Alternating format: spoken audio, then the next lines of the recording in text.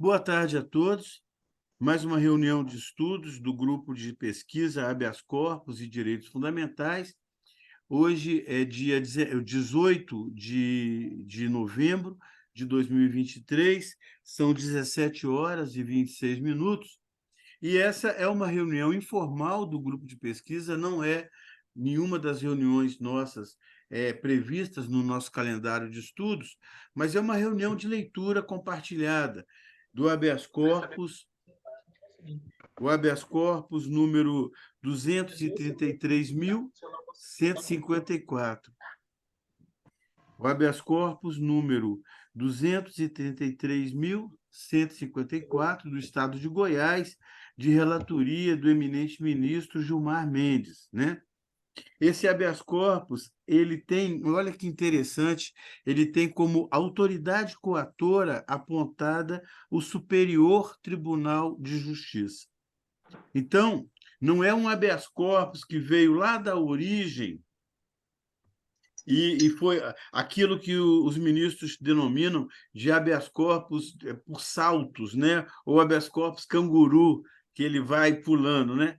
Ô, gente, olha, se cair a conexão, nós voltamos na mesma conexão, nós estamos sem o plano, então nós estamos usando aquele plano básico da Zoom e que cai com 40 minutos, tá?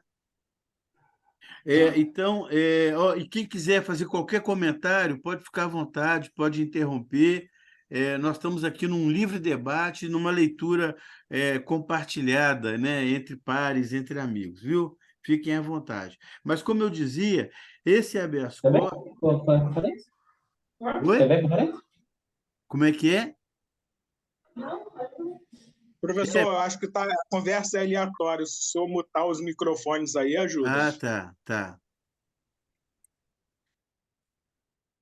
Tá. Então, mas vocês podem reativar os microfones na hora que quiserem intervir, tá?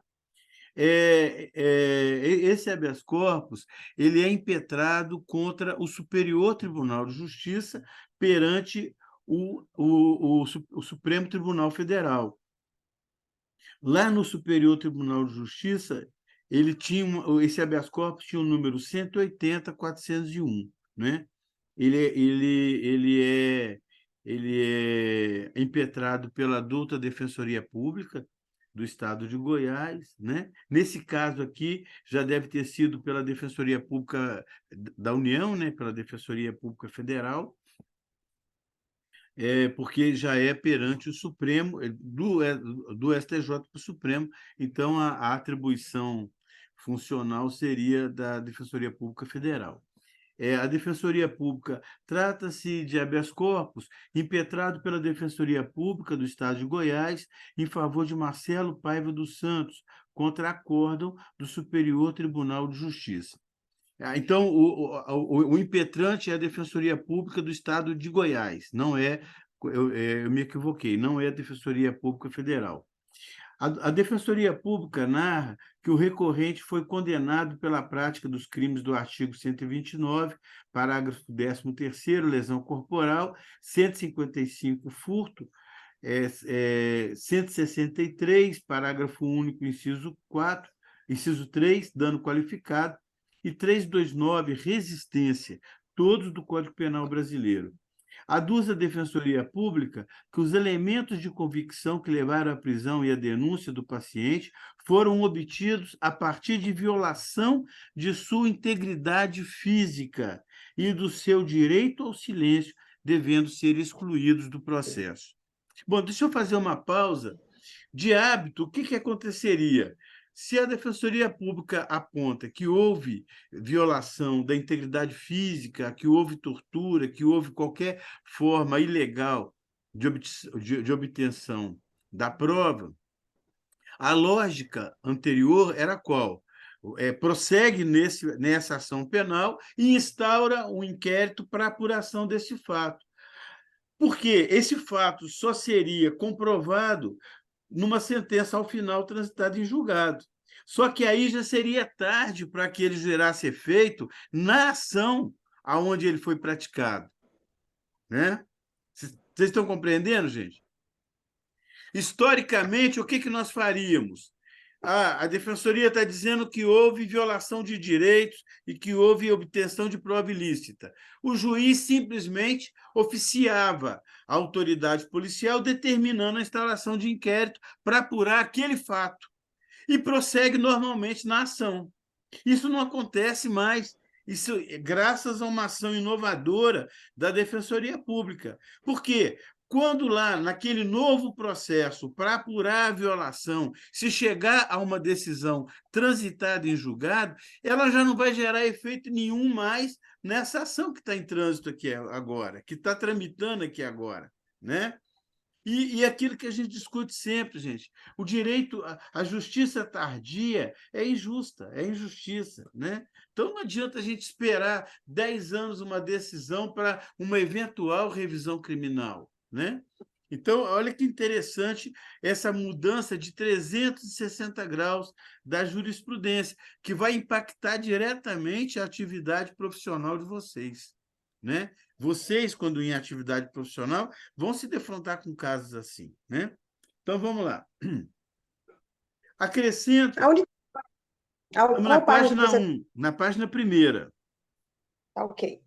Aí, ó, aduz que os elementos de convicção foram obtidos, né, a partir de violação da integridade física, tortura, integridade física e do seu direito ao silêncio, devendo ser excluídos do processo.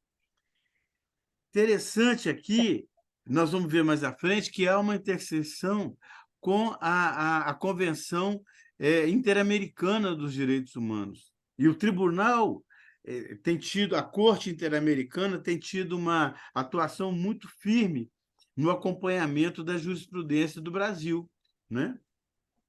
Que é um dos países signatários do Pacto de São José da Costa Rica, né?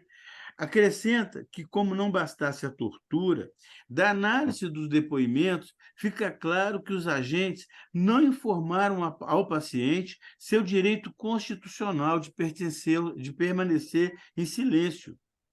Aviso de Miranda. O que é o aviso de Miranda? Alguém aqui já tinha ouvido falar do aviso de Miranda?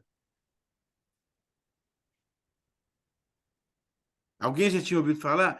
O aviso de Miranda é o aviso que você tem que dizer para o réu do direito dele de permanecer em silêncio. Chama-se aviso de Miranda. Nós podemos estudar esse aspecto até histórico do direito ao silêncio, né? Do direito de não produzir provas contra si mesmo, né? E aí prossegue o acórdão, olha. Ou seja, de não produzir prova contra si, seja no momento da abordagem policial, seja na delegacia de polícia ou mesmo em juízo. Argumenta que, de forma escancarada, é possível constatar que os elementos de informação, que são os elementos que estão no inquérito, né? O inquérito, você já deve ter ouvido falar que o inquérito é chamado peças de informação, né? O inquérito é peça de informação, porque ele vai subsidiar as informações que vão lastrear a denúncia depois, né? Constatar que os elementos de informação, notadamente os indícios da materialidade delitiva que possibilitaram a prisão e a denúncia em desfavor do paciente, somente foram angariadas a partir da violação por parte dos referidos agentes da integridade física e psíquica do paciente e do seu direito ao silêncio. Nemo tenatur se detegere. Nemo tenatur se detegere. Pleiteiam a concessão da ordem de habeas corpus para determinar a suspensão da ação penal. Olha que interessante. Qual é o pleito da Defensoria pela via do habeas corpus? Obter o trancamento da ação penal em razão da violência. Nós não tínhamos isso no direito, olha que coisa interessante. Esse acordo é paradigmático, né?